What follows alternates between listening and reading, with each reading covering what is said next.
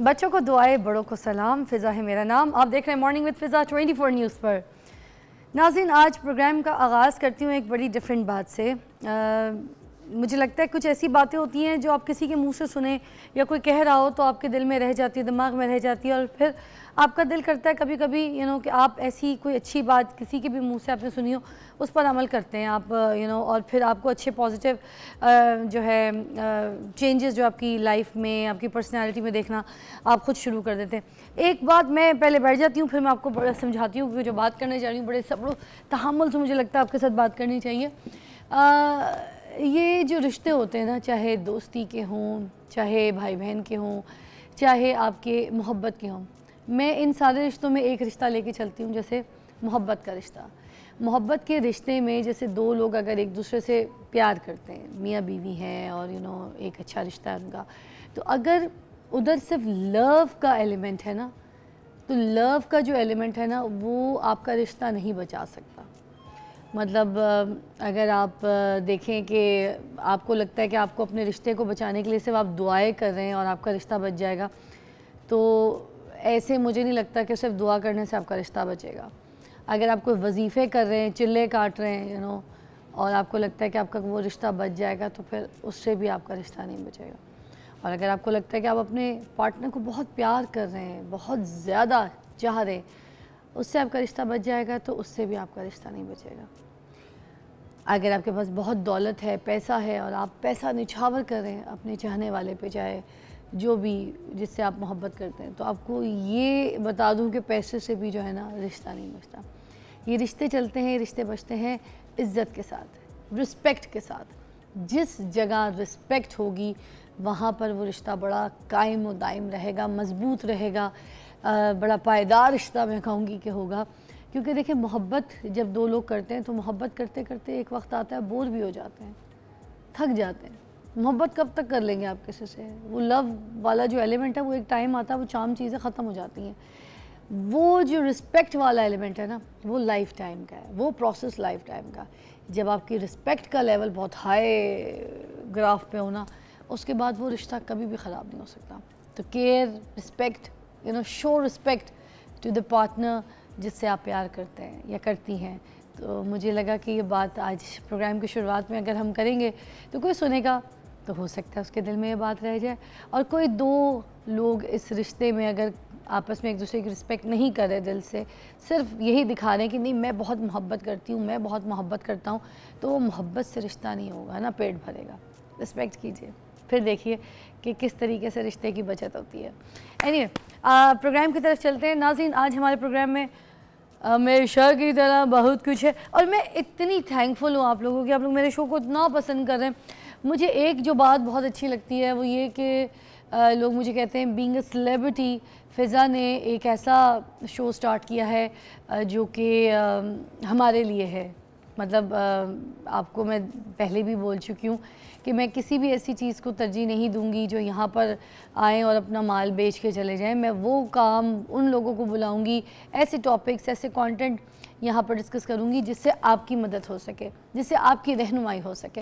ये शो मैं सिर्फ आपके लिए यहाँ पर करने के लिए बैठी हूँ, वरना मेरे पास जो है ना घर पे बहुत अच्छा टाइम है, मेरे पास और भी बहुत काम करने को। मुझे नींद बहुत सुबह सुबह आ रही होती है, मगर उसके बावजूद मैं आपकी मोहब्बत प्यार में यहाँ पर आती हूँ, क्योंकि सारी ज़िंदगी आप हर तरीके का काम कर लेते हैं। कोई एक ऐसा चैनल या कोई एक ऐसा प्लेटफॉर्म या किसी भी जगह पे आपको अगर कोई इस तरीके का स्पेस मिल जाए ना, जहाँ पर जो आप चाहते हैं अपने माशरे के लिए, उनके मसाइल हल करने के लिए, उनके इश्यूज़ पे कोई चीज़ डिस्कस करने के लिए, या कोई भी ऐसे जो सोर्सेज आपके पास हैं जो बाकियों के पास नहीं है, या ऐसे प्लेटफॉर्म, तो वो ज़रूर लोगों तक मुहैया करने चाहिए, उन तक पहुँचाने चाहिए। तो हमने वही काम किया है और आप बहुत पसंद करें, इसके लिए फिर मैं कहूँगी जितना मैं डिज़र्व नहीं करती उतना आप प्यार दे रहे हैं। Thank you so much.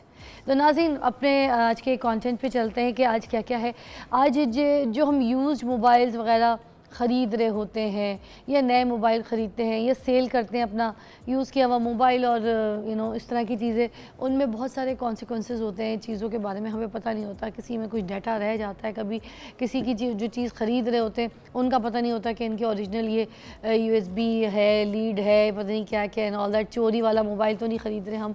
इस तरह के बहुत से ऐसे मसाइल हैं जिनके बारे में हमें कोई आगाही नहीं होती, मगर आज हम आपको इन सारी चीज़ों की इन्फॉर्मेशन देंगे और जिसके लिए हमने यहाँ पे एक एक्सपर्ट जो है उनको बुलाया। उसके बाद हमारे पास जो है मिसेस खान होंगी जिनसे हम ये पूछेंगे कि ये जो लड़कियाँ हैं, जो बच्चियाँ हैं घर में, उनको हम घर गृहस्थी क्यों नहीं सिखा रहे। एक टाइम था जब हमारी अम्मियाँ हमको घर गृहस्थी सिखाती थी, सिलाई कढ़ाई, बर्तन धोना, दाल चुनना, ये सारी ऐसे वो घर के छोटे छोटे हेल्पिंग वाले काम हैं जो सारी लड़कियों को सिखाती थी, लगा के रखती थी अम्मियाँ। अब क्यों नहीं सिखाते? अब पढ़ाई का ऐसा कौन सा लोड आ गया, जबकि अब तो टेक्नोलॉजी का दौर है, कंप्यूटर का दौर है। अब ऐसा क्या मसला आ गया कि भाई अब ये वाली कहानियाँ बोल देते हैं कि नहीं बच्चे पढ़ रहे हैं, बच्चों पर प्रेशर नहीं देना। इसमें बड़ी प्रेशर दी बात है। तो ये चीज़ों के ऊपर ज़रा बात करेंगे। फिर हमारे पास फ़र्स्ट एड के ऊपर हम बात करेंगे कि घर में अगर आपको चोट लग गई, हाथ जल गया, कोई बच्चा गिर गया, आप गिर गई वॉशरूम में, या कोई गिर गया, या कोई एक्सीडेंट हो गया, कोई ऐसा जो फ़ौरन जिसकी फ़र्स्ट एड करनी है, उसके लिए क्या क्या जो चीज़ें हैं आपके पास ऑन स्पॉट घर पे होनी चाहिए, आपके सामने होनी चाहिए। उसके अलावा हम आज बात करेंगे गाड़ियों की जो AC है ना, उनको किस तरीके से ठीक रखे जा सकते हैं और वो कैसे फ़िट रहते हैं। उसके लिए एक बहुत ही ज़बरदस्त टैलेंटेड पर्सनालिटी टिकटॉकर भी हमने यहाँ पे मधु किए हैं, जो आजकल बहुत वायरल हैं, अच्छा काम करते हैं और सबसे बड़ी बात मेहनत करते हैं, गाड़ियों की AC ठीक करते हैं। तो आज हम उनको बुला के पूछेंगे ये सारी कहानी, एज़ उनकी पर्सनैलिटी भी, और ये भी साथ पूछेंगे कि गाड़ियों के AC को किस तरह से फ़िट रखा जा सकता है। सबसे पहले हम चलते हैं हमारे पहले मेहमान की तरफ, जो कि फ़ारूक भट्ट साहब हैं, और मैं इनको बोलूँगी कि मोबाइल के एक्सपर्ट हैं, मोबाइल की सारी जो कहानियाँ हैं वो बता देंगे। अगर मैं दूसरे अल्फाजों में कहूँ कि मोबाइल की जो है ना सर्जरी इनसे आराम से करवाई जा सकती है, मोबाइल के डॉक्टर हैं। अस्सलाम वालेकुम फ़ारूक साहब, क्या हाल है? वालेकुम अस्सलाम जी, अल्लाह का शुक्र, अल्हम्दुलिल्लाह, आप खैरियत से? जज़ाकल्लाह। मुझे बताइएगा मोबाइल की हालत क्या है, कैसे पता चलेगी? मोबाइल की हालत क्या है वो तो ख़ुद बताता है, हम लोग समझना नहीं चाहते। अच्छा, हम इतने जल्दबाज होते हैं जब हम कोई चीज़ ख़रीदने या बेचने जा रहे हैं, तो हमें उसके लिए पहले से प्रिपेयर्ड होना चाहिए मेंटली। लाइक आपने अपना फ़ोन सेल करना है तो you have to remove your data. आप अपने घर पे अपना डाटा सेव करें, उसके बाद उसको रेज ऑल करें और उसके बाद उसको जाके मार्केट में बेच दें। अब लोग मार्केट में मौके पे आते हैं और कहते हैं ये अगला फ़ोन दे दें और ये पुराने का डाटा इसमें कर दें, और समहाउ उनका डाटा वहाँ पे रह जाता है। अच्छा, और इस तरह से वो फिर डाटा लीकेज और इस तरह के मामला। अच्छा, मैंने देखा मोस्टली लोगों को ना मोबाइल का डाटा डिलीट करना आता भी कोई नहीं है। वो आके ना दुकान वाले को ही बोलते हैं भाई इसका डाटा डिलीट कर दो। अब समटाइम्स वो जो मोबाइल वाले अब कितने ऑनेस्ट है क्या नहीं है, या कोई भूल चूक उनसे भी हो सकती है, कोई नया वर्कर रखा हो, कुछ हो तो उनसे नहीं हुआ हो तो ये रिस्क वो ले लेते हैं, उनसे जाके पूछ रहे होते हैं कि बताइए हमने हाथ पैर कैसे कटवाने हैं। समहाउ आप सही कह रही हैं, लेकिन मोस्टली तो आजकल चूँकि इंटरनेट का ज़माना है, सोशल मीडिया का ज़माना है, और लोग जो हैं बड़े अवेयर हैं, मतलब अपनी चीज़ों से कंसर्न भी हैं। अब पहले तो इतना नहीं था कुछ।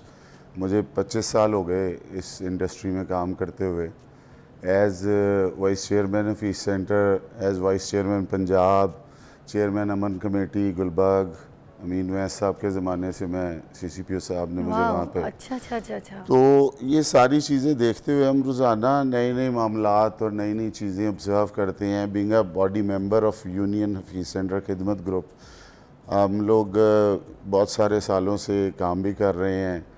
सबसे पहले आपको याद होगा कि कुछ अर्सा पहले हमारा प्लाज़ा जल गया था। यस तो एग्जैक्टली। हमने अपनी मदद आपके तहत अल्लाह के से मदद मांगते हुए वो सारा उसको सही किया। हमारे प्रेसिडेंट हैं फयाज़ भट्ट साहब, मेरे बड़े भाई भी हैं, मोहसिन भी हैं। पेस भी जल गया था ना? जी, पेस तो अभी तक बर्बादे हाल खंडर पड़ा हुआ बना है, हुआ है उसका तो फ्यूचर नज़र भी कोई नहीं आ रहा जी। ना।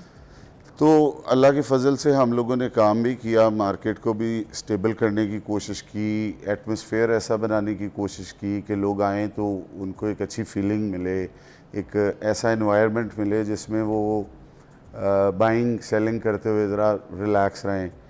अच्छा, ये मोबाइल डाटा डिलीट की भी बात आप कर रहे थे, तो मैं एक जगह ये भी बताना चाहूँगी लोगों को कि जैसे इनको लगता है कि मोबाइल का अगर डाटा इन्होंने डिलीट कर दिया है तो डिलीट नहीं होता, वो रिकवर भी किया जा सकता है। जी, इसके बारे में आप अच्छा जवाब दे सकते हैं, ज़रा बताइए। इसके अंदर कई ऐसे सॉफ्टवेयर्स हैं जिनके अंदर आप अपनी डिलीट की हुई चीज़ें रिट्रीव कर सकते हैं, लेकिन वो उसके लिए मेहनत और पैसे लगते हैं। मतलब वो हर एक बंदे का डाटा रिट्रीव नहीं किया जाता। अगर अल्लाह ना करे कोई ऐसा इंसिडेंट होता है तो हम तो अपने तौर पे उसको स्नप भी करते हैं, ऐसे लोगों को डिस्करेज भी करते हैं। और अब ऐसी चीज़ें अवेलेबल हैं इनफैक्ट अब वो मार्केट में। कैसे रिकवर कैसे है, ये जो डिलीट डाटा है? देखिए, आप अपने लोग कंप्यूटर कैसे से रिकवर कर रहे हैं? आप अपने कंप्यूटर से कुछ चीज़ें डिलीट करते हैं और आप चाहते हैं कि वो रिसाइकिल बिन से वापस आ जाएं, तो वो आ जाती हैं। It's not a big deal. वो आपको उसको अगर उधर रिसाइकिल बिन पे भी जाके डिलीट कर दें तब? यस ऑफ कोर्स, उसके बाद उसका कोई रिकवरी मेथड नहीं है। ओके। फिर कोई बहुत महंगे सॉफ्टवेयर्स नहीं, हैं, नहीं। अगर किसी को वाकई में कुछ नहीं चाहिए। नहीं नहीं नहीं नहीं, एक और तरीके से भी रिकवरी हो जाती है, मैं चाह रही हूँ वो भी आप बताएं। वो क्या है? एक तो वो भी है ना कि गूगल ड्राइव में डाटा अगर सेव हो गया है, ठीक है, उधर भी। मगर खैर मैं आपको एक और तरीका भी मैं चाहूँगी, वो जो एक सीक्रेट तरीका है वो भी आप प्लीज़ डिस्क्लोज़ करें, क्योंकि जिन लोगों को नहीं पता वो यहाँ पर आगाही जो है हमसे हासिल कर लें कि मोबाइल डाटा जो आपको लगता है आप डिलीट करते हैं वो डिलीट नहीं होता। It's on the safe side, safe एक बॉक्स में होता है, सेफ बिन में होता है, और where you can get blackmailed, या फिर आपकी कोई ऐसी पर्सनल पिक्चर्स या आपकी फैमिली की पिक्चर्स या आपकी बहनों की, किसी की भी जो सीक्रेट पिक्चर्स हैं वो बाहर जा सकती हैं, चाहे भाई हो या मेरी बहन हो। तो बी सेफ। मैं आपको बताती हूँ कैसे। Take a break.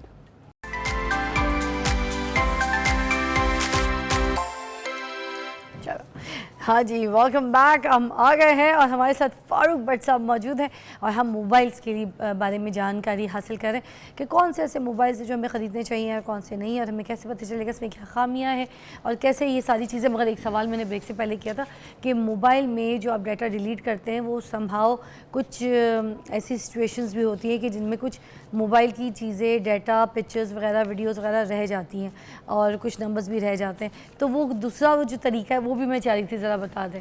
देखिए, दूसरा तरीके में ना सॉफ्टवेयर वालों के पास वाकई आजकल चूँकि ज़माना ऐसा है कि हर चीज़ रिट्रीव हो जाती है, कोई मेमोरी आपकी लॉस्ट नहीं होती कभी भी। अच्छा। वो किसी तरह से भी बेसिकली जो कंपनीज बनाती थी शुरू में सेलफोन्स, शुरू में पैनासोनिक का बड़ा नाम था, एलजी का बड़ा नाम था एक ज़माना पहले, मोटरोला बड़ा मार्केट का फेमस ब्रांड था। तो वो डिस्पोजेबल फ़ोन हुआ करते थे, वो चाहे उस वक्त लाखों रुपए के आते थे लेकिन वो डिस्पोजेबल थे। और आज भी फ़ोन का जो क्राइटेरिया है जो कंपनीज उसको बनाती हैं, आप उसके पीछे क्वेश्चंस पढ़ें तो उसके अंदर वो आपकी लाइफ के लिए है आपका पार्टनर, वो आप उसको फेंक नहीं सकते। अगर आप उसको, चूँकि हमारे माशरे में हमें एक बेचते हैं तो दूसरा लेने की हमारी ताकत पैदा होती है, तो इसलिए ये बड़ा एक अच्छा बिज़नेस भी बन चुका है। लेकिन अदरवाइज़ तो मोबाइल फ़ोन्स जो हैं वो डिस्पोजेबल आइटम है कि 1 साल 2 साल आप 5 साल यूज़ करें और फेंक दें इसको। मैं देखा मोस्टली जो बड़े बिजनेसमैन हो या मीडिया पर्सनालिटीज़ हो, वो लोग अपना मोबाइल जो यूज़ वाला होता है वो आगे नहीं सेल करते। हाँ बहुत जी। मुश्किल से रेयर कोई लोग हों जिनको पता हो कि इसमें हमारा कोई ऐसा डाटा नहीं है तो वो सेल कर देते हैं, मगर जो यूजेज वाला फ़ोन है उसको नहीं करते because of this reason. Yes exactly, क्योंकि वो नहीं चाहते कि किसी सूरत भी, क्योंकि ऐसे सॉफ्टवेयर्स अवेलेबल हैं जो आपकी डे वन की यूजेज को, लाइक आपने ये फ़ोन अगर साल पहले ख़रीदा है तो डे वन की यूजेज को भी रिट्रीव किया जा सकता है। अच्छा। ऐसे सॉफ्टवेयर्स अवेलेबल हैं मार्केट। अच्छा सर, मुझे ये भी बताइएगा कि ये जो चोरी वाले फ़ोन होते हैं, अब हम बाज़ार में यूज़ फ़ोन लेने के लिए जा रहे हैं, हमें क्या पता ये चोरी का है? उसके लिए ना एक ज़माने में अमीन वैस साहब थे CCPO लाहौर, और मुस्तनसर फिरोज़ साहब हमारे बड़े अच्छे दोस्त थे SP मॉडल टाउन, तो उनके तवसत से ना हमने एक ऐप तैयार कर ली है E-गैजेट के नाम से फॉर शॉपकीपर्स। ठीक। अब जब आप फ़ोन बेचने आती हैं तो मैं आपके फ़ोन का IMEI नंबर और आपका ID कार्ड और आपकी इंस्टेंट फ़ोटो राइट वे जहाँ भी आप हैं उस वक्त, अच्छा। वो सारा कुछ लेके तो उसको सेंड कर देता हूँ पुलिस डिपार्टमेंट में, और वो आपको within 15 to 30 minutes call आ जाती है। अगर के फ़ोन चोरी का है तो वो हमें कॉल आती है कि इनको अब आप किसी तरह रोकें और वो आके उनको अरेस्ट कर तो ले। आपको लगता है यूज फ़ोन में जो सबसे पहले इंपॉर्टेंट चीज़ें देखनी हमने पहले ये वाली यू देखनी शुड आस्क कि इसका ई गैजेट हुआ है। री गैजेट। अच्छा, ये हम हफीज सेंटर से लेते हैं तब पता चलना है या फिर किसी भी दुकान से लेंगे तो हम री गैजेट का देखिए पूछ इस वक्त सकते हैं? लाहौर लेवल पे तो ये वाली ऐप जो है ना वो काम कर रही है, अच्छा, लाहौर के बाद एनीवे आप हमें कॉल भी कर सकते हैं अगर आपको पूछना है, मोबाइल की इंक्वायरी हासिल करनी है कि किस तरीके से मोबाइल का हमें पता चले जो हम ख़रीद रहे हैं या सेल कर रहे हैं। तो एनीवेज इन सारी इन्फॉर्मेशन के लिए यू कैन कॉल अस। एक और कॉल है हमारे पास। अस्सलाम वालेकुम जी, कौन है? वालेकुम अस्सलाम, मैं लाहौर से समन बात कर रही हूँ। कैसी हैं आप? जज़ाकल्लाह, ठीक ठाक। बहन क्या कहेंगी समन? आप मुझे बहुत अच्छी लगती हैं, आपका प्रोग्राम बहुत अच्छा है, मैं बहुत शौक से देखती हूँ। आपके प्रोग्राम से मुझे बहुत ज़्यादा इन्फॉर्मेशन मिलती है। बहुत शुक्रिया। और क्या? मेरी आपसे रिक्वेस्ट है, मुझे ना आपसे स्मार्टफोन का गिफ्ट चाहिए। जी, मुझे आपसे स्मार्टफोन का गिफ्ट चाहिए। ले आपके लिए कॉल है, हाँ। मुझे अस्सलाम भी वालेकुम चाहिए। बहन, ये पाकिस्तान है, ये दुबई नहीं है और मैं कोई बहुत बड़ा टिकटॉकर नहीं हूँ। हाँ, आपको एक अच्छी कंसेशन दूंगा, मैं आप हफीज सेंटर आए तो मैं आपको एक बहुत अच्छी कंसेशन दूंगा। अरे वेरी नाइस। नहीं मुझे अच्छा, फ़ोन के असूल बता दें ख़रीदने के। हमने फ़ोन ख़रीदना है उसके लिए और क्या क्या चीज़ें देख लें। बटन्स कुछ लोगों के ख़राब होते हैं फ़ोन के, पता नहीं चलता।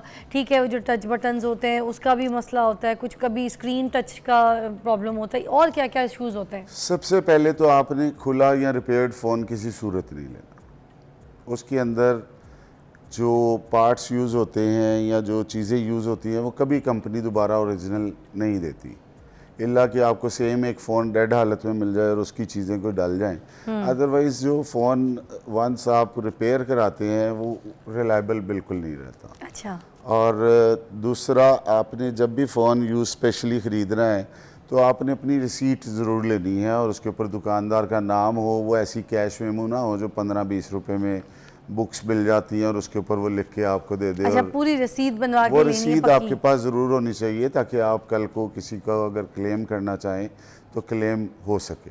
ओके, ठीक है। ये चूँकि हम मार्केट कमेटी का भी हिस्सा हैं तो हम इस तरह की चीज़ें ऑब्ज़र्व करते हैं कि लोग सादी पर्चियों पे लिख के दे देते हैं कि मैंने ये 2 लाख का फ़ोन इनको बेच दिया, लेकिन बाद में अगर कोई उसको पता करना चाहे तो वो किसी को कुछ पता और ये नहीं। मोबाइल की EMI नंबर की जो हालत है वो क्या है? EMI नंबर में जो एप्पल है उसके अंदर किसी तरह की मेल फंक्शनिंग नहीं हो सकती, लेकिन जो एंड्रॉयड है उसके अंदर ये ऑफ कोर्स उसके अंदर प्रोविजंस हैं। अच्छा, यस। तो EMI के बगैर जो फ़ोन्स हैं वो तो यूज़ नहीं किए जा सकते, जैसे आईफोन्स हो गए, एप्पल के फ़ोन हो गए, वो इस तरह से तो यूज़ नहीं किए जा सकते। They should have the EMI first, right? Yes. Okay, एक ब्रेक लेते हैं, ब्रेक के बाद दोबारा ज्वाइन करते हैं आपको। आज हम आपको बता रहे हैं मोबाइल्स के बारे में।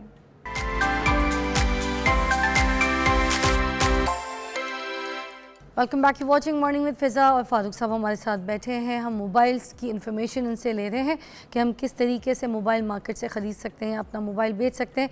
अच्छा, एक ह्यूमर है कि PTA अप्रूव्ड करवाने के बावजूद फ़ोन को वो जो है नॉन PTA हो जाता है, तो ये क्यों हो जाता है, पूछते हैं ज़रा।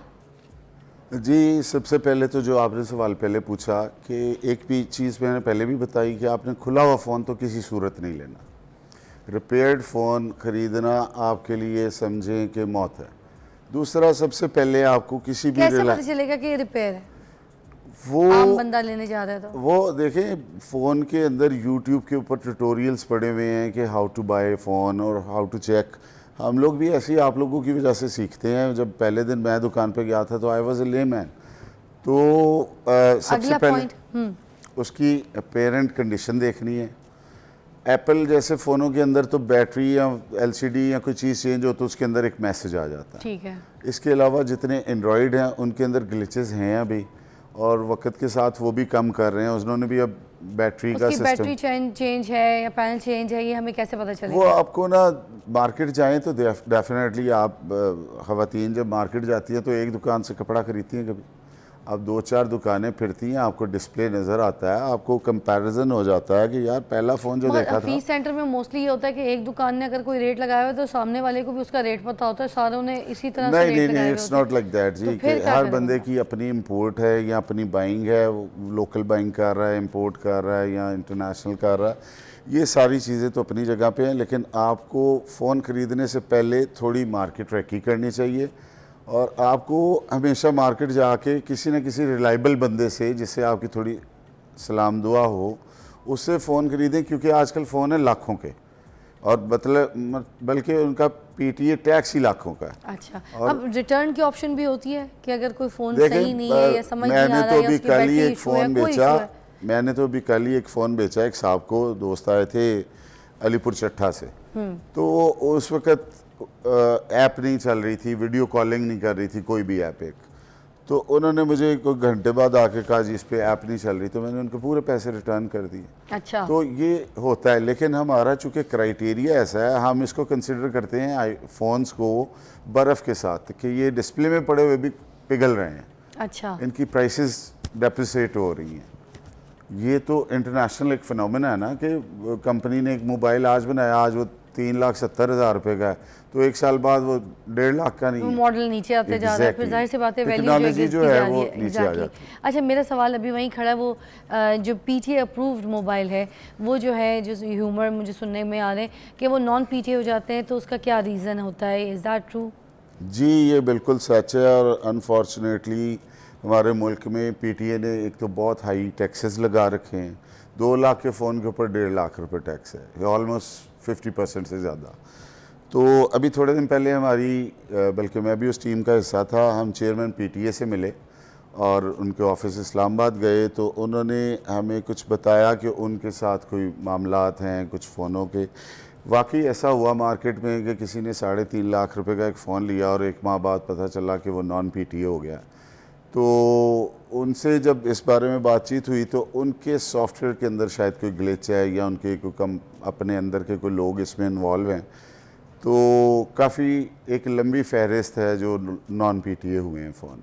अच्छा, तो अच्छा, और ये भी बता दें कि आपने मुझे बताया कि मोबाइल के लिए खुला फ़ोन ऐसे कोशिश करें कि ना लें, ठीक है, मगर कुछ लोगों की अफोर्डेबिलिटी यही है कि उन्होंने यूज्ड फ़ोन लेना है। अब उस यूज फ़ोन के अंदर उन्हें क्या क्या चीज़ें देखनी है, वो जो चार्जर है वो अगर हैंड फ्री है या एयरपोर्ट है वो रियल है कि नहीं है उसी कंपनी का, या फिर फेक हुई हमें उसकी हैंड फ्री और चार्जर उठा के दे दे, हमें क्या पता?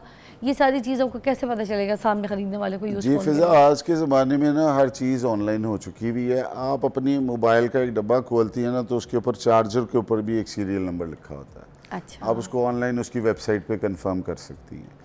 लेकिन हम लोग जो है ना, जो हमारा एक नेचर है being a Pakistani, being a Lahoria, तो हम लोग जब कुछ ख़रीदने या बेचने जाते हैं तो हम बहुत जल्दी में होते हैं। हम हमेशा जब जाते हैं तो हम 11th आवर अपनी चीज़ लेने जाते हैं। हमें कोई एक तरीके से उसको प्लान करके चीज़ें नहीं जाती। प्लान करके चीज़ लेनी चाहिए कि लाइक मैंने अब संडे को फ़लाँ काम करना है। Thank you so much Farooq साहब, आपने हमारी रहनुमाई की। हमें थोड़ा समझ होनी चाहिए। देखें जी, हम इतना टैक्स देते हैं, इतने महंगे फ़ोन ख़रीदते हैं, गवर्नमेंट को भी चाहिए कि हमारे फ़ोन जो है उसकी हिफाजत करें। फ़ोन चोरी हो जाते हैं, मिलते ही नहीं है, आधी कीमत से ज़्यादा जो है हम टैक्स पे कर रहे होते हैं उन फ़ोन्स के लिए जो हमें पसंद आता है, जो हम ख़रीद रहे होते हैं। तो हर फ़ोन की सिक्योरिटी जो है वो होनी चाहिए। जैसे अगर हम मुल्क से बाहर जाते हैं, हर फ़ोन की जो है मुल्क से बाहर सिक्योरिटी है, हर मुल्क में सिक्योरिटी है, इंश्योरेंस है, मतलब उसकी स्पेशली अगर फ़ोन आपका खो जाए, टूट जाए, आप एक कॉल करते हैं और आपको फ़ौरन वो जो है फ़ोन दूसरा मिल जाता है। तो ऐसा हमारे पास क्यों नहीं है? अगर हम आईफ़ोन लेते हैं या हम कोई महंगा फ़ोन लेते हैं और हमारा फ़ोन चोरी हो जाता है या टूट जाता है, हम कॉल करके उसकी इंश्योरेंस जो है क्यों नहीं हासिल कर सकते? हम थानों के चक्कर लगा रहे होते हैं, हम मुरम्मत वालों के चक्कर लगा रहे होते हैं, हम लोगों से पूछ रहे होते हैं, हम भाग दौड़ कर, क्यों हमारे पास इंश्योरेंस पॉलिसी क्यों नहीं है? ये मेरी गवर्नमेंट से भी अपील है कि इतने महंगे महंगे फ़ोन्स जो हम यूज़ कर रहे होते हैं, हम ले रहे होते हैं, इतना टैक्स पे करते हैं, तो खुदा के लिए हमारी इन चीज़ों के लिए भी देखें ना। हमारी फ़ोन की सिक्योरिटी, हमारे फ़ोन की इंश्योरेंस होना बहुत ज़रूरी है, specially in Pakistan. I hope हमें इसका फ़ीडबैक बहुत अच्छा मिले जो अभी हमने यहाँ पे बात की है। गवर्नमेंट से अपील करती हूँ और ब्रेक के बाद आपसे मिलते हैं, आगे चलते हैं, मिसेस खान से भी बात करते हैं। Take a break.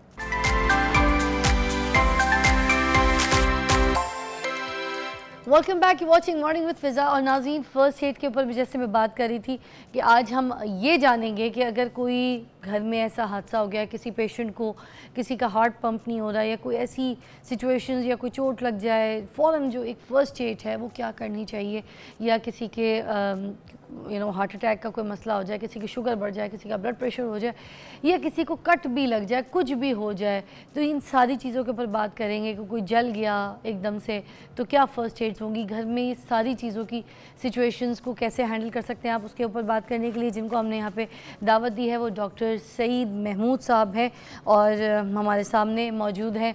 तो अस्सलाम वालेकुम जी, कैसी तबीयत है आपकी? अल्लाह का शुक्र है, आप सुनाए ठीक है मैम? बहुत बहुत शुक्रिया आपकी तशरीफ़ आवरी का। एक तो आप पहले भी आ चुके हैं जब मेरे मुंह में मक्खी चली गई थी उस वक्त इन्होंने मुझे फ़र्स्ट एड दिया था, शो ख़त्म हो चुका था और मैं जब बाहर गई तो इन्होंने अच्छी तरीके से मेरी पीठ पे पंप किया था, मुझे सांस लाने में मदद की थी, काफ़ी हेल्प आउट किया था। तो ये फ़र्स्ट एड हमें याद था कि हमने इनसे जो है ज़रूर करवाना है ताकि आपको पता चल सके कि क्या क्या चीज़ें बहुत इंपॉर्टेंट होती हैं किसी की जान बचाने के लिए। तो सबसे पहले हम शुरू करते हैं कि अगर किसी का हाथ जल जाए, मोस्टली तवे के ऊपर, पतीले से, किसी गर्म चीज़ से, गर्म सालन से, पानी गर्म गिर गया, चाय गिर गई, हाथ जल जाता है, ये स्टीम भी लग जाती है प्रेशर कुकर खोलते में मेरी बहनों को मोस्टली। मेरा भी अभी ये प्रेशर कुकर खोलने की वजह से हाथ जल गया, इधर से भी जल गया, ये मैंने छुपाया हुआ है, ये अब इस तरह से जल गया और ये पूरी स्किन लेके निकलता है। तो क्या करना चाहिए फ़ौरन जो फर्स्ट एड है कि एक तो स्किन की जो जलन है वो भी कम हो और दाग भी ना रहे। अच्छा, थैंक यू सो मच जी। जिस तरह आपने ये बात की, मैं इसमें कुरानी आयत से शुरू करूँगा कि जिसने एक इंसान की जान बचाई उसने पूरी इंसानियत की जान बेशक। जिस तरह ये आपका शो आपने ये रखा है कि कोई एक भी अगर एक ज़िंदगी बचा लेता है पूरी इंसानियत की जान। बिल्कुल। जो बर्न के रेफरेंस से आपने पहला क्वेश्चन बर्न के रेफरेंस से था, कोई जल जाता है, सबसे इंपॉर्टेंट चीज़ होती है कि आपने सीन सेफ्ड, कि अगर आप उस जगह पे आप प्रेशर कुकर है या कोई जल गया है, फ़ौरन आप उसको पेशेंट को उस जगह से साइड पे हटाएं। नंबर 2, उसमें अगर बर्न है फ़ौरन टैप वाटर के अंदर रखें हाथ, अगर दूध है, कोई केमिकल है, स्टीम है, उससे दूर हट के आपने टैप वाटर के अंदर रखना है और फ़ौरन फर्स्ट एड की तरफ जाना है। टैप वाटर से ये होगा कि जितना भी आपका बर्न का एरिया है, जो केमिकल है जो बर्न कर रहा होगा, उसको वो फ्लश आउट करेगा ताकि आपकी इंजरी जितनी है ना वो मिनिमाइज हो जाएगी। पानी नहीं लगाना, नमक लगाना है, ये लोग कहते हैं, ये क्या मिथ है? नहीं, बिल्कुल भी इस तरह पानी अगर लगाने से वॉश आउट होगा, नमक लगाएंगे तो ऊज आउट और पानी निकलेगा बाहर, जिस्म से बाहर खारिज होगा, जो कि नुकसानदेह हो सकता है। आपने बिल्कुल, मैंने तो ये भी देखा लोग पेस्ट लगा देते हैं कि उससे थोड़ी सी ठंडक सी महसूस होती है। मेंथोल वाला। हाँ, that's a totally wrong thing. आपने बिल्कुल नहीं करना, सिर्फ टैप वाटर। अल्लाह की आलू प्याज भी कहते हैं लगा लो, आलू काटो लगा लो, प्याज काटो लगा लो, ये भी कहते हैं। नहीं, ये सारी मिथ हैं, कोई इसमें साबित नहीं है, लेकिन मैं आपको बता रहा हूँ कि इसमें the most important thing is simple water. Flush it, जितना आप इसको केमिकल धोएंगे उतना अच्छा रिजल्ट आएगा। साफ कर लें या खुले पानी के नीचे हाथ रख लें? खुले पानी के हाथ रखें। अगर तो कोई ऐसी चीज़ है जिसका केमिकल्स हैं, सम टाइम घर में कोई ऐसी चीज़ पड़ी हुई होती है, कुछ लोगों का बिजनेस होता है, तब आपको थोड़ा सा वॉश आउट करना होता है। आपने फ़र्ज़ करें तेज़ाब गिर गया, बर्न होता है, आपने उसके कपड़े चेंज करने होते हैं, बिकॉज उसमें फ्यूम्स निकल रहे होते हैं जो सांस की नाली में जाके आपको खतरनाक कर सकते हैं। वो तो किसी जगह फेंक दो तो वहाँ से फ्यूम्स निकल रहे होते हैं। बिल्कुल, तो आप वो वॉश भी कर देंगे, लेकिन अगर आपने कपड़े चेंज नहीं किए, बॉडी वॉश नहीं की, वो फ्यूम्स निकलते रहेंगे और सांस की प्रॉब्लम आने के खदशा बहुत ज़्यादा है। यानी अगर कोई मेरी बहन खाना पका रही है, सालन वालन गिर गया, तो हाथ जलने पे फ़ौरन वो पानी के नीचे हाथ रख दे, कोई 1 मिनट 1.5 मिनट साबुन लगा सकते हैं, सोप लगा सकते हैं, हैंड वॉश लगा सकते हैं, कोई चिकनाई चिपकी हो तो बिल्कुल बिल्कुल आप कर सकते हैं। ऐसी कोई चिकनी चीज़ जो कि कंटिन्यूसली ट्रॉमा दे रही है, बर्न कर रही है, आप इसको कोई साबुन के साथ वॉश कर सकते हैं जब तक कि आपको फर्स्ट एड नहीं मिलती। अच्छा, दैट्स अ वेरी इंपॉर्टेंट। थोड़ी देर के बाद वो छाला भी बन जाता है, एक पानी का पूरा बॉल बन जाता है जिसको हम उर्दू में छाले ही कहते हैं, उसको फिर किस तरह से अच्छा किया वो जाए? बर्फ लगा लें क्या उसके ऊपर? अच्छा, छाला जो है ना उसको वैसे ही रहने देना चाहिए। कुछ लोग क्या करते हैं, उसे काट देते हैं, चीज़ें कर देते सुई हैं, से फाड़ देते हैं। बिल्कुल, दिस इज नॉट रिकमेंडेड। अच्छा। उसके अंदर जो छाले के अंदर जो पानी है वो स्टरलाइज है, वो साफ है। अच्छा। क्योंकि वो बॉडी में से है। ठीक है। जब आपने सुई डाली या चीज़ डाली तो उसे इन्फेक्शन अंदर जाने के चांसेस बहुत ज़्यादा हैं। आप उसको रहने देते हैं, अगर ना हो, अगर वो ना कम हो रहा हो तो फिर आपने हॉस्पिटल जाके वो स्टरलाइज तरीके से काटते ताकि उसकी हीलिंग कर सकें। ये घर में फिल्में ना चलाएं। नहीं, बिल्कुल भी नहीं। अच्छा, कुछ लोग तो अम्मियाँ जो होती हैं हमारी घर में बड़ी, वो ये क्या करती है, सुई को गर्म करती हैं, उसके बाद लगाती है, कहती है स्टरलाइज हो गया। तो क्या हो जाती है वो सुई स्टरलाइज? अच्छा, स्टरलाइज उसका भी ख़ास टेम्परेचर के ऊपर जाकर होता है, इट इफेक्ट्स, बट लेकिन वो एक ख़ास टेम्परेचर पे, अगर 100 डिग्री टेम्परेचर पे जाकर आप उसे करेंगे तब जाके वो 101-121 पे जाके तब जाके वो स्टरलाइज होता है, जो कि आम सुई के ऊपर कार्बन तो नहीं जम जाएगा जब हम? बिल्कुल कार्बन जम जाएगा, ब्लैक हो जाएगा, इन्फेक्शन के चांसेस बहुत ज़्यादा हैं, आप ज़ख्म को मज़ीद ख़राब कर देंगे ना कि आप उसको ठीक करें। मतलब फिल्मों को देखकर हम अपने घर पे ये फनकारियाँ ना लगाएं, एक है चीज़ ना? मैं इसमें ऐड करना चाहूँगा जी, जो आपने सवाल, आप ब्रेक के बाद ऐड कर दीजिएगा। तो फिर ये कि अभी हम ऐड को ऐड कर देते हैं। Take a break.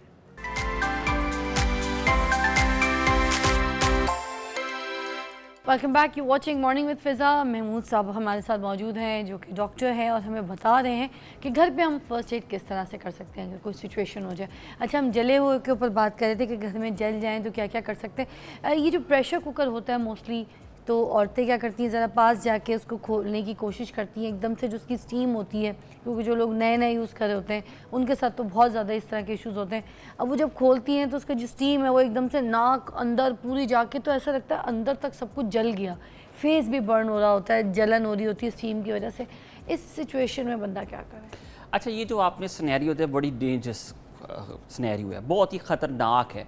इसके अंदर आपने देखें मेरी बात, जब सांस में चला गया, नाक और खलक में चला गया, स्टीम जाती है, देखा स्वेलिंग, सूजश हो गया, सांस की नाली का बंद होने का बड़ा ख़दशा है। ये एक लाइफ थ्रेटनिंग है। ये जब इस तरह हो, फ़ौरन से पहले जितनी जल्दी हो सके आपने करीबी हॉस्पिटल से फ़र्स्ट एड लेनी है, क्योंकि चाहे ये थोड़ा सा हो, आपको उससे अलामात क्या मिलेंगी, लिप्स का जलना, नाक के इर्द गिर्द जलना, या ये नेज़ल हेयर, या अगर मेल है कोई तो दाढ़ी या मूँछों का जलना, ये एक ख़तरनाक साइन है। इसका मतलब है कि अंदर आपका बर्न हो गया है, जिससे स्वेलिंग, सांस का ख़तरा, सांस बंद होने का ख़तरा बहुत ज़्यादा है। फ़र्स्ट एड लेनी है इमीडिएटली ताकि वो आपके सांस का एयर पैसेज को वो क्लियर कर सकें। और ये पेशेंट वो होती हैं जिन्हें कम से कम 48 to 72 आवर्स अंडर ऑब्जर्वेशन रखना पड़ता है कि उनकी, because they are at stake, life threatening हुआ ये तो, है ना? ये बहुत तो ख़तरनाक। फ़ौरन इसकी फ़र्स्ट एड घर नहीं, डॉक्टर से फ़ौरन रिजू करें, हॉस्पिटल जाएं, चेकअप कराएं, फ़ौरन दिखाएं, राइट? बिल्कुल बिल्कुल जी, इसमें देयर इज़ नो वेट, इसमें आपने बिल्कुल भी इंतज़ार नहीं करना। अगर तो जिस्म वगैरह पे है, बर्न कोई है, तो उसको वॉश करके फ़ौरन से पहले रेस्क्यू 1111 या करीबी हॉस्पिटल में आपने पहुंचना है। ठीक है, याद रखें पेस्ट वगैरह नहीं लगानी, टैप वाटर से वॉश करना है, उसके बाद फ़ौरन फ़र्स्ट एड के लिए डॉक्टर पे जाना है। अच्छा, ये कुछ बच्चे होते हैं छोटे छोटे, चवन्नियाँ अठन्नियाँ मुंह में ले रहे होते हैं, या कोई कॉइन्स या बोतल का ढक्कन, आदत होती है कुछ ना कुछ मुंह में ऐसे घुमा रहे होते हैं, तो वो पेट में चली जाती है। जैसे मैं, अगर मुझसे कोई बोले ना कि करेंसी क्या थी तुम्हारे ज़माने में जब तुम पैदा हुई थी या तुम छोटी थी, तो मैं आराम से बता सकती हूँ कि मेरे ज़माने में वो चवन्नी और अठन्नी होती थी बहुत ज़्यादा, तो मेरे पेट में चवन्नी भी मिलेगी और अठन्नी भी मिलेगी, तो ये दोनों चीज़ें मैं निकल चुकी हूँ। मगर ये अल्लाह का शुक्र है मुझे तो कुछ नहीं हुआ, मगर लोगों की सांस की नाली भी जाके फंस जाए तो क्या सांस रुक सकती है? देखें जी, जिस तरह के आपने सिनेरियो दिया, एक लास्ट सिनेरियो भी था जब आपको प्रॉब्लम हुई थी, जब इंसेक्ट चला गया था, दूसरा आपने ये सुनाया, तो मेरा ख्याल है आप काफ़ी लकी हैं कि अल्लाह ताला ने आपको ज़िंदगी सेहत दी हुई है। हाँ, गुल्लक रही मैं चवन्नी अठन्नी के लिए, मैं गुल्लक हूँ। ये एक ख़तरनाक, एक बड़ा ही सिनेरियो है जिसमें हम चोकिंग बोलते हैं। अगर तो ये खुराक की नाली में चला जाए तो वो स्टमक और इंटेस्टाइन से यूजुअली ये निकल जाता है, सम टाइम प्रॉब्लम करता है, लेकिन 90% केसेस ये स्टूल के ज़रिए पास हो जाता है। दूसरा सिनेरियो ये है कि ये अगर कॉइन है या कोई कैप है बॉटल की, वो सांस की नाली में चली जाए, इसको हम चोकिंग बोलते हैं। ये लाइफ थ्रेटनिंग है। इसमें ये कि देखेंगे जो यूजुअली पेशेंट ने ऐसे हाथ रखा होगा या हाथ रखा होगा, ये कहेगा दोनों हाथ इधर होंगे, सांस नहीं आ रहा होगा, और थोड़ी देर बाद अगर देखेंगे तो ब्लू साइनोस होना शुरू हो जाता है, या अच्छा, बच्चा है। तो ये कितनी देर के अंदर सारा सिनेरियो करना होगा ठीक है, कहीं सांस ना बंद हो जाए अगर ये कुछ हो गया है और इस तरह से बच्चा आया है कि सांस रुक रही है एंड ऑल दैट, सांस की नाली में अटैक कर गया तो? अगर ये देखिए जी, we have less than 2 minutes, क्योंकि 2 मिनट के अंदर ऑक्सीजन जो हमारी ब्रेन को और हार्ट को जा रही है वो कॉम्प्रोमाइज़ हो जाएगी, and that can be a lethal one. उसमें सबसे अच्छा जिसका हम ये मैनिकन रखेंगे, अगर मैनिकन का हम बात करें, हाँ। इसमें सबसे पहले आपने, अगर ये बच्चा है इसके पीछे आना है, ये बोतल का ढक्कन जो है ये इसके मुंह के अंदर ऐसे, ठीक है, ऐसे चला गया, ठीक है, yes. First example we are के ये हमारा पेशेंट ये है, उसके मुंह में ये एक चला गया। ठीक है।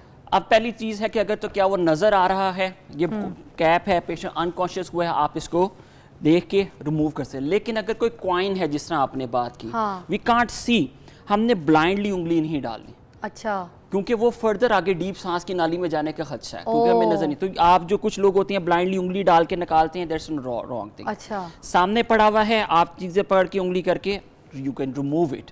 लेकिन दूसरा सिनेरियो जिसमें कॉइन अंदर चला गया और हमें नजर भी नहीं आ रहा और पेशेंट चोक कर रहा है, वो अनकॉन्शियस होने जा रहा है, आपने एक मुट्ठी बनानी है, अम्बलाइकस जो नाफ होती है और ये जो हमारा है, इधर आपने हाथ रखना है और दूसरे हाथ से उसको पिक करना है।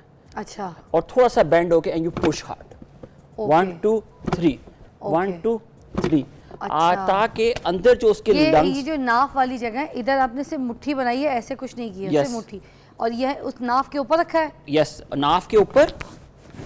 ओके, ठीक है, ठीक है। दूसरे हाथ से ग्रिप, पकड़ा, थोड़ा सा बेंड और पुश, ओके, उसको, ताकि जो लंग्स में जो एयर है वो अंदर से और एब्डोमेन जो है और वो प्रेशर देके बाहर। कुछ लोग पीठ पे थप्पड़ मारते हैं, जोर जोर से ढस ढस ऐसे करते हैं, वो ठीक अच्छा है? नहीं, इट इज नॉट रिकमेंडेड, उससे कोई इतना खास फर्क नहीं पड़ता। मोस्टली तो यही होता है ना, कुछ फंस गया है, वॉमिट हो रही है, खांसी हो रही है, पान की छालियां फंस गई, कोई कुछ भी इस तरह की कोई चीज़, तो फौरन सबसे पहले जो है ना ऐसे धस धस। बिल्कुल। अच्छा, ये इतना उससे इतने ज़्यादा असर नहीं आता। अगर ये चोकिंग हो रही है, क्योंकि वो सांस की नाली के ऊपर है, सांस नहीं आ सकता, it's going to be difficult, recommended नहीं है। ये एक आप कह सकते हैं छोटी मोटी चीज़ होगी, जैसे थपकी दी तो शायद वो खुराक की नाली में आगे चले जाए तो सांस आना हो। अच्छा, एक थपकी होती है और एक ये भी होती है, पीठ यूं हिलाते हैं नहीं, इसका जैसे बच्चे को नहीं हजम करवाने के लिए। अच्छा नहीं, बच्चे के रेफरेंस से बात करेंगे, जिस तरह ये छोटे तो ये बच्चे तो वो तो नीचे चली जाएगी सांस की नाली के, तो वो हमने नीचे ऐसे, हम नीचे भी तो गुजार सकते हैं अगर कोई ऐसी जगह फंस गई है, या नहीं? नहीं, सांस की नाली में अगर नीचे चली जाती है, फिर उसको वो इस हेमलिक मैनूवर, इसको हम बात करते हैं। अच्छा। ये हेमलिक मैनूवर से नहीं आएगी, फिर ये आपको हॉस्पिटल ले जाके वहाँ पे होगा। लेकिन ये एक फ़ायदा ज़रूर हो सकता है, पूरे सफ़र में, पूरी गाड़ी में, अल्लाह ना करे 2 मिनट के अंदर अगर हॉस्पिटल, बहुत कम टाइम है ना कि बंदा हॉस्पिटल पहुँच सके, तो उस पूरी सिनेरियो में बंदा ट्राई तो करेगा, चाहे माँ या बाप। बिल्कुल तो वो सारे, एक तो आपने ये बताया, दूसरा आपने कहा कि पीठ पे थपकी नहीं देनी और सहलाना नहीं है, राइट? पीठ वाला काम नहीं करना। पीठ वाला काम पीडियाट्रिक्स में है। अच्छा, जिस तरह बच्चे करते हैं, लाइक ये बच्चा है, ठीक है, आपने दिया से चोक होगी, आपने देखा होश में नहीं है, आप नहीं सांस ले रहा, आप पल्स चेक कर सकते हैं। इसके अंदर ये है कि आपने यू सिटिंग पोजीशन के अंदर बैठना है, ऐसे हाथ रखना है, थोड़ा सा पाँव पे रख के थोड़ा सा डाउन, एंड इस 2 स्कैपुला के दरमियान 1 2 3 4 5 5 दफ़ा करना है। अच्छा, ताकि वो स्पिट आउट कर सके। मतलब डॉक्टर साहब आपने जो प्रेशर है वो ऐसे रखा है हाथ का, ताकि लंग्स प्रेशर हो और वो नीचे की तरफ खुलक से बाहर निकले। ओके। और फिर दोबारा आपने इसको चेंज कर देना 5 दफ़ा करने के बाद। ओके। लाइक अगर हमने किया 2 उंगलियों के साथ, ठीक है, इधर हाथ रखना है मैदे की जगह पे, मैदे से ऊपर थोड़ा सा जो हार्ड बोन है, ठीक है, प्रेशर 1 2 3 4 5। मैं करूं? यस।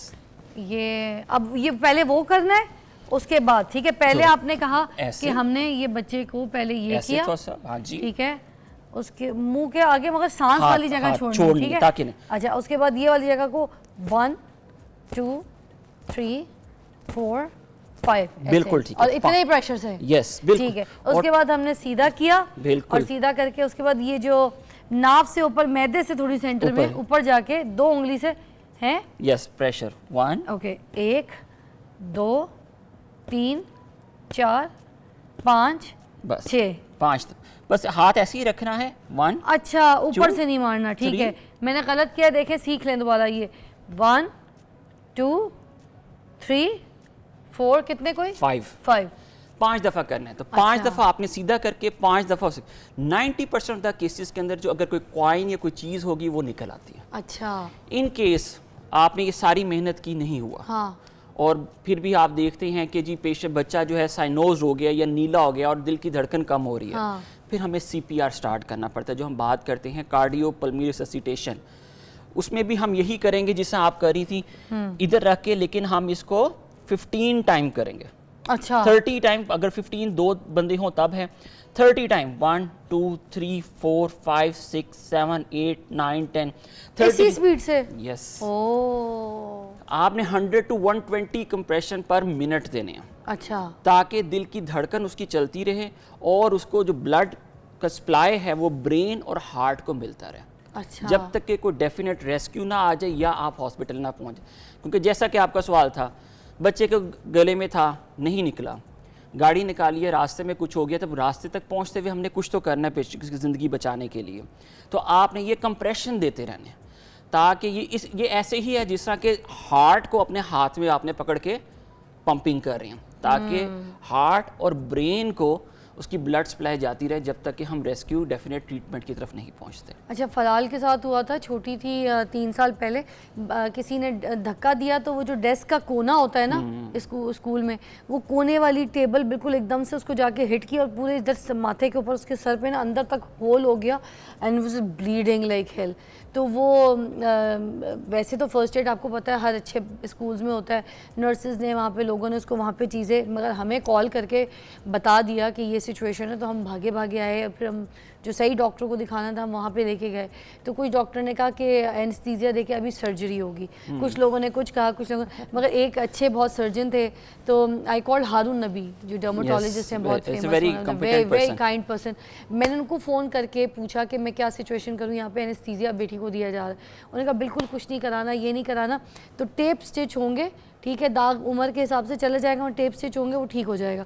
बट ये था कि ब्लीडिंग रुक गई थी, फर्स्ट एड जो दे दी थी। मैं ये पूछना चाहती हूँ कि जो फर्स्ट एड फ़ौरन जब ब्लीडिंग ऐसे बच्चों को माथे पे चोट लगने से, नाक की नक्सीर फूटने से ये लग जाती है, तो उस वक्त जो फौरी फर्स्ट एड है वो क्या देनी चाहिए? अच्छा देखिए, मैंने फिर पहले बात की, अगर तो ये ट्रॉमा हो गया, चोट लगी या कोई ऐसा सिनेरियो है, हम कोई ले लेते हैं, एक तो सीन सेफ्टी हम हमेशा बात करते हैं, या फायरिंग हो रही है कहीं या किसी को चोट लग गई तो आप साइड पे हो जाएंगे। नंबर 2, ऐसे प्रेशर के अंदर, ऐसे सिनेरियो के अंदर आपने प्रेशर देना है। अच्छा, प्रेशर ज़्यादा देना है ताकि ब्लीडिंग रुके। अच्छा, सुने गौर से, अगर सर से चोट लगी है, ब्लीडिंग हो रही है, तो उधर प्रेशर देना है। यस, द सबसे इंपॉर्टेंट चीज़ प्रेशर दे के रखना है कि आपकी ब्लड सप्लाई जो है ना वहाँ पे जो उसको वूंड से निकल रही है वो स्टॉप हो जाए। अच्छा, कम अज कम कपड़ा रख के, टिश्यू रख के भी दबा सकते हैं? दबा के जोर से दबाना है। अच्छा, ये हाईली वास्कुलर एरिया है, ठीक है, ये इसकी बहुत हेड एंड नेक की सप्लाई बहुत ज्यादा है, तो इसलिए ज्यादा छोटी चोट भी लगती है। आप देखें ब्लीडिंग काफी देर चेहरे पे यूं फैल जाता है खून तो से। आपने एक तो पहली चीज दबा के रखनी है। फिर हमने, अगर नहीं होता, आपने आइस, बर्फ की टकोर किसी कपड़े में डाल के, डायरेक्ट नहीं कभी लगाते, अच्छा, कपड़े में डाल के या टिश्यू में डाल के आपने लगाना है, क्योंकि उससे शरीयानें सुकड़ जाती हैं, ब्लड सप्लाई कम अच्छा, होगी। ये जो कागज जलाते हैं, अखबार जलाते हैं और जलाने के बाद उसको लगाते हैं, उससे वो खून रुक जाता है, ये कैसे होता है? नहीं, बिल्कुल भी रिकमेंडेड नहीं है। इन्फेक्शन हो जाती है, कार्बन है, स्कार बन जाएगा और इन्फेक्शन के वूंड होने के बिल्कुल चांसेस हैं। अच्छा, CPR बता दे, टाइम हमारा खत्म हो गया, CPR बता दें। अच्छा, CPR का जिसका अभी मैं इसी की सिनेरियो दे देता हूँ। चोकिंग हुई, पेशेंट को हमने कॉइन निकालने के लिए किया, वो चोकिंग की, लेकिन वो पेशेंट नहीं निकला और वो कोलैप्स कर गया। ठीक है, कोलैप्स कर गया तो उसमें हमने सबसे पहले देखना क्या वाकई वो कोलैप्स किया। सीन सेफ्टी देखिए, आप इधर शरीयान चेक करेंगे, क्या वो आ रही है, उसकी पल्स आ रही है, ब्रेन को सप्लाई जा रही है कि नहीं जा रही। ठीक है, आप कॉल फॉर हेल्प करेंगे, चाहे वो आप रेस्क्यू 1112 को बुला लें, अपने असिस्टेंट को बुला लें। 2 निपल्स के दरमियान आपने ये हथेली लेफ्ट हैंड वाली सीधी ऐसे रखनी है, ठीक है, इसको ग्रिप करनी है, ऊपर आना है, और ये जो हार्ड बोन होती है, जो ब्रेस्ट बोन, कोनिया किस तरह रखनी है? इट शुड बी स्ट्रेट, अच्छा, स्ट्रेट, लाइक ये, ठीक है, और आप दबाएंगे 1 2 3 4 5 6। मूवमेंट आपकी एट द बैक होगी। अच्छा, पूरा प्रेशर देंगे ताकि ये बोन और पीछे वर्टिब्रा के दरमियान, आपका जो प्रेशर है वो ये कंधों से हो रहा है। Yes, look at this again, मैं देख लूं एक बार? 1 2 3 4। ठीक है, एक बार मैं देख आपके राइट साइड पे है, यहाँ पे ये, ओके, हाथ इधर, हाथ ऐसे, यस, 1 2 3 4 5 6 7 8 9 10, इस तरह। यस, इसको हमने 1 मिनट में कितनी दफा हो जाएगा? 1 मिनट में हमने 100 से 120 टाइम करना है, ताकि जो ब्लड सप्लाई है, मतलब 1 सेकंड में 2 दफा, या आप ये कह सकते हैं। ओके, ठीक है, ताकि 30 दफा हमने ये कंप्रेशन देना है, ठीक है, और 2 ब्रेथ, ओके, 30 × 2, ताकि हम उसको सांस भी देते रहें। तो ये बड़ी इंपॉर्टेंट चीज है। अच्छा, और वो जो ब्रेथ देना है वो सांस पहले अपने मुंह में भरनी है? Yes, like I give you an example. दोबारा हमने इसको कंप्रेशन दी, हाथ मैंने 2 निपल्स के लाइन हार्ड बोर्ड पे कार्बन रखा। डाइऑक्साइड तो नहीं चली जाएगी जब हम 1 मुंह में हवा 2 देंगे? 3 4 ये 30 टाइम करके नोज पिंच करेंगे, अच्छा। थोड़ा सा हेड लिफ्ट, ताकि वो एयर जो आप करेंगे वो बाहर ना आए। अच्छा। ओपन करके बस ऐसे यस, फूके मारेंगे? फूंक, लिप्स पे लिप्स रख के फूंक मारेंगे। एक बार करके दिखा देना हमें। ये देखिए, जस्ट नाइट्स पिंच किया, ओके। आप ये देखिए ये राइज कर रहा है। अगेन देखिए, ओके। जो आपका सवाल था, कार्बन डाइऑक्साइड बिल्कुल होती है जब हम एक्सहेल करेंगे, लेकिन इसके अंदर ऑक्सीजन की क्वांटिटी भी काफ़ी होती है, जो कि उस मरीज के लिए सफिशिएंट है कि वो जिंदा रहे। हाँ, जब तक डेफिनेट नहीं आती, आपने ज़िंदगी बचानी है एट ठीक एनी है। Cost. Thank you so much, बहुत अच्छा शो था आपके साथ आज, बहुत इन्फॉर्मेशन मिली, बहुत बहुत शुक्रिया। एक ब्रेक लेंगे, ब्रेक के बाद आपको दोबारा ज्वाइन करते हैं। प्लीज़ अपना ख्याल रखिए, ये सारी चीज़ें ज़रूर।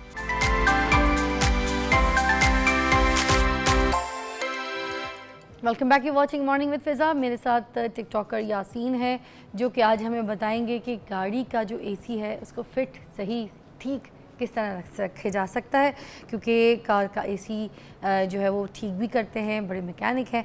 तो अस्सलाम वालेकुम यासीन, क्या हाल है, कैसी ठीक तबीयत ठाक, है? अल्लाह करम।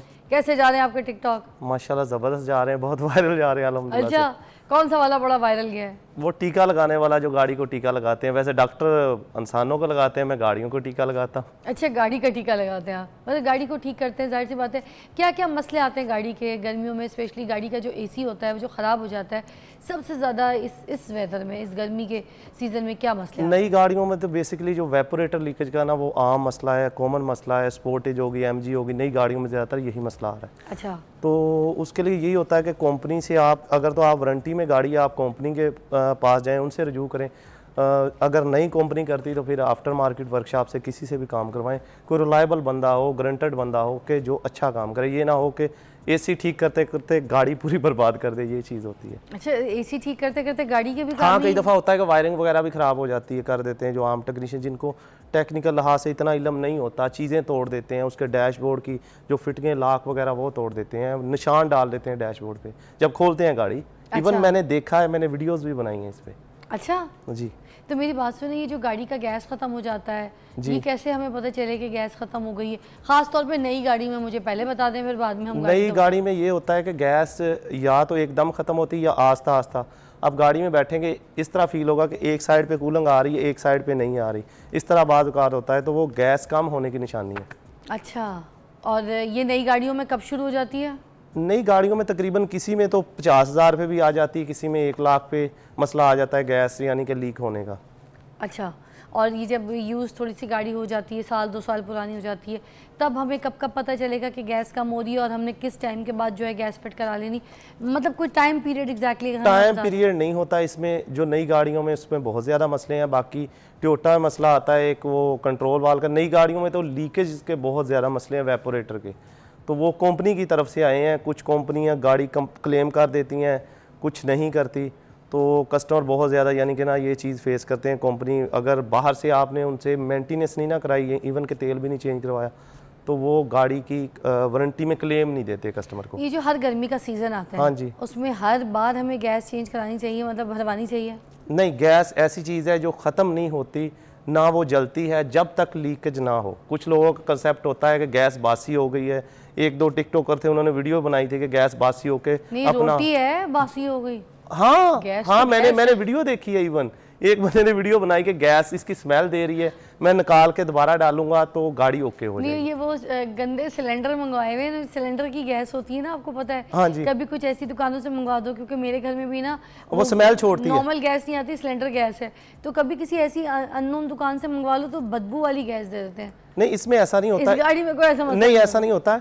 इस गाड़ी में ये होता है कि जितनी गैस अच्छी होगी उतनी ज़्यादा उसकी चिलनेस होगी, क्योंकि गैस जो कूलिंग होती है वो प्योरिटी पे होती है। गैस कितने % प्योर है। और गैस कौन कौन से क्वालिटी की होती है? गैस ज़्यादातर तो नॉर्मली USA की चलती है, हनीवेल के नाम से ज़्यादातर पाकिस्तान में यूज़ होती है, वही गैस चलती है। R134 कितने की होती है? गैस की कॉस्ट तो कुछ नहीं होती। गैस तो मोस्टली जितनी गाड़ियां होंडा या टोयोटा की पाकिस्तान में 1300-1800, उसमें आधा किलो से कम डलती है। ये वही वाली गैस होती है जो घर के एसीओ में नहीं, उसका और इसका डिफरेंस होता है। ये कौन सी पर गैस R134 होती है, इसका और उस गैस के नंबर का डिफरेंस होता है।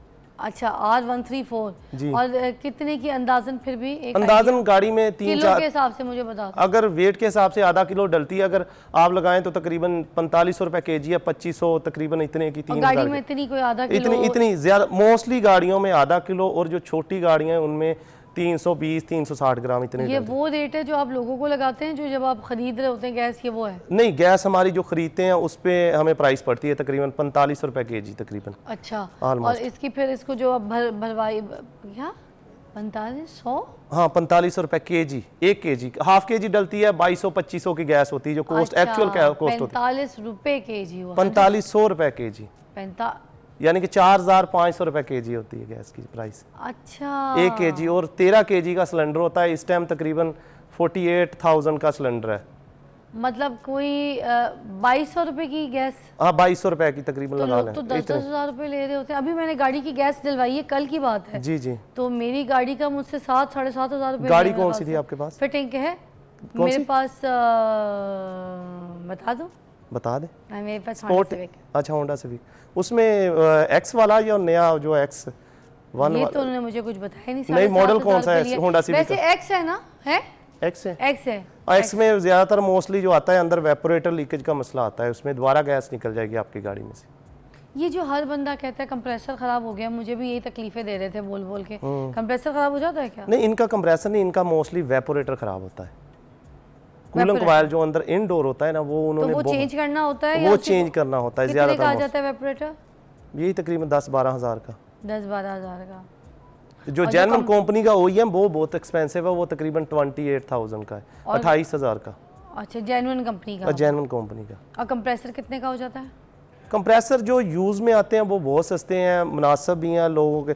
तो जो नई गाड़ियां जिस तरह चाइनीज़ आ रही हैं, हवल वगैरह, जापानी कंप्रेसर भी तो आए हुए हैं। जापानी आए हुए हैं, लेकिन जो जापानी गाड़ियां हैं उनमें लग जाते हैं। जो नई गाड़ियां आती हैं उनमें प्रॉब्लम होती है, जिस तरह MG वगैरह आ रही है, इनका भी पार्ट्स अवेलेबल नहीं है, कोई भी चीज़ ख़राब होती है तो उनमें मसला आता है। अच्छा, वैसे चले अब आपने ना मुझे छोटी गाड़ियों के मसलों के बारे में ज़्यादा बताना है, क्योंकि मसले ज़्यादा छोटी गाड़ी में आते हैं। बड़ी गाड़ी ना सही नहीं, बड़ी गाड़ी में ज़्यादा आ रहे हैं मसले, छोटी की अच्छा? नहीं। हाँ, कैसे? जो MG है, स्पोर्टेज है, जो जितनी भी जो गाड़ी नई आ रही है उसमें इतने मसले हैं, उतने छोटी पुरानी गाड़ियों में नहीं कौन आते। सी ऐसी गाड़ी है जो आपको कहते हैं कि ये वाली तो नहीं लेनी चाहिए, ये AC की कूलिंग भी ख़राब है, इसकी AC ठीक नहीं चलता, इसका कोई ऐसा मसला?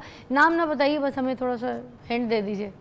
बहुत सारी चाइनीज़ गाड़ियों के ज़्यादातर मसले हैं। चाइनीज़ गाड़ियों के? चाइनीज़ गाड़ियाँ में बहुत देखभाल के लेनी चाहिए। हाँ, देखभाल के। और दूसरे नंबर पे ज़्यादा है, AC के इश्यूज होंगे। और आने वाले दौर में जिस तरह के ये चाइनीज़ बहुत सारे ब्रांड आए हैं, उनकी HEV गाड़ियाँ आई हैं, तो मसला ये होगा उनमें कि आपको आने वाले वक्तों में उनका पार्ट्स जो होता है ना, यूज्ड में नहीं मिलता ठीक आपको। है। सवाल मुझे ये बता दीजिए कि अपनी गाड़ियों का जो AC है उसका कैसे ख्याल रखें, प्लीज़ कुछ बता दें। ख्याल उसका ऐसे रखें कि आप फ़िल्टर टाइम से चेंज करवाएं, और दूसरा जो आगे जाली होती है कंडेंसर, उसकी बाकायदगी से तकरीबन 1 मंथ बाद उसको पानी लगवाएं, प्रेशर से सफाई रखें, चाहे छोटी गाड़ी हो बड़ी हो। छोटी गाड़ी की तो लाजमी जो 660 या 800 सीसी या 1000 सीसी गाड़ियाँ, बड़ी गाड़ी को कोई इशू नहीं होता इतना ज़्यादा। ठीक है, चलें, बहुत बहुत शुक्रिया। आप अपनी गाड़ियों को टीके लगाएं, आपको दोबारा भी बुलाएंगे। आज तो हमने AC की इन्फॉर्मेशन आपसे लेनी थी, और उसके बाद हम और भी गाड़ी की चीज़ों की इन्फॉर्मेशन आपसे लेंगे।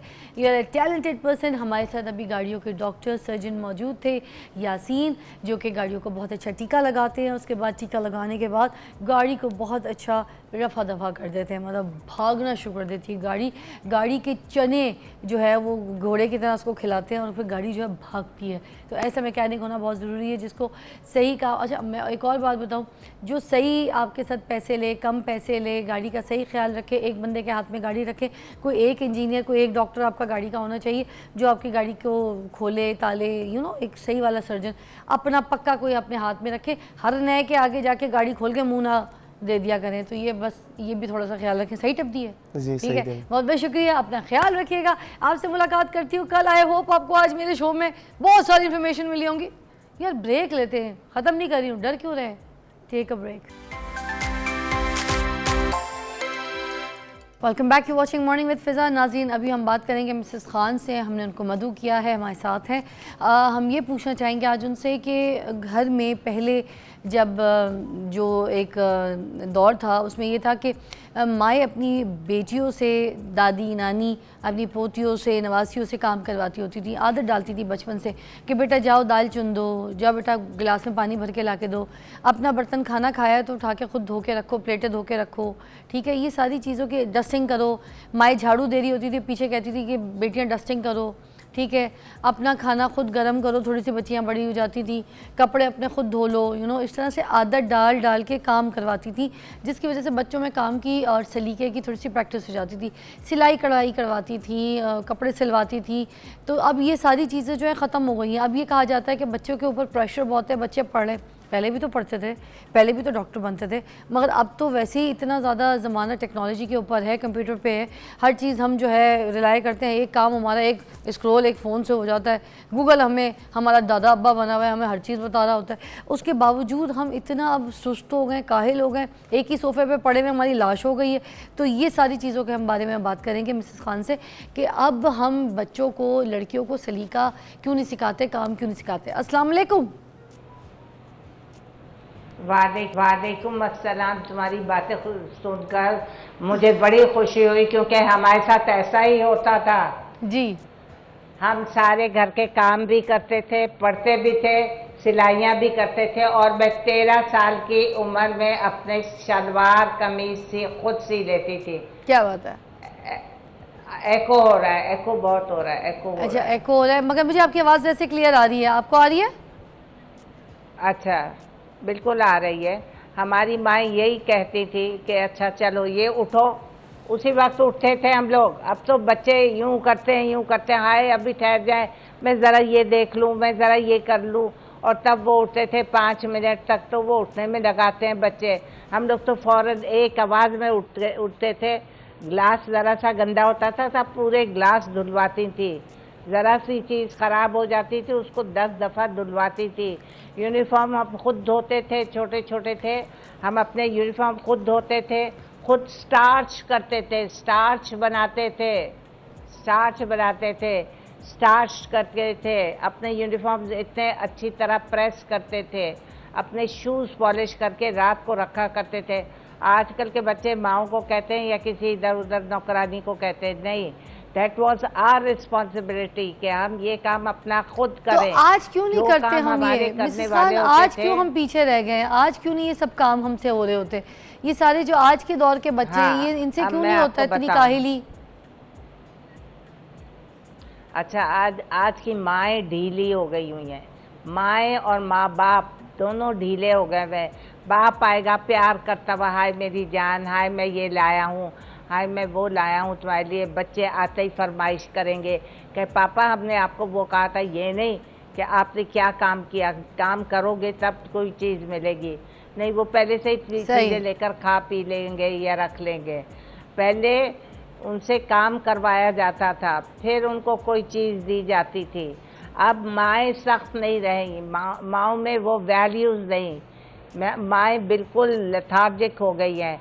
उनको भी हर वक्त मोबाइल चाहिए और वो भी हर वक्त मोबाइल देखती रहती है। मिसेस खान एक ब्रेक लेनी है, ब्रेक से जब वापस आऊँगी तो आपने ये वाली बात पे ज़रा अपनी राय शामिल करनी है कि जो आज ये औरत मार्च शुरू हो गई है कि भाई मुझसे ये काम नहीं हो रहा, मेरी मर्ज़ी है, मैं काम नहीं करूँगी, मैं शादी करके गई हूँ, ये मेरी रिस्पॉन्सिबिलिटी नहीं है, मैं खाना बना कर नहीं दूँगी, मैंने डस्टिंग क्यों करनी है, मैंने क्यों सफाई, इस पर बात करनी है। आप हमारा साथ दीजिएगा।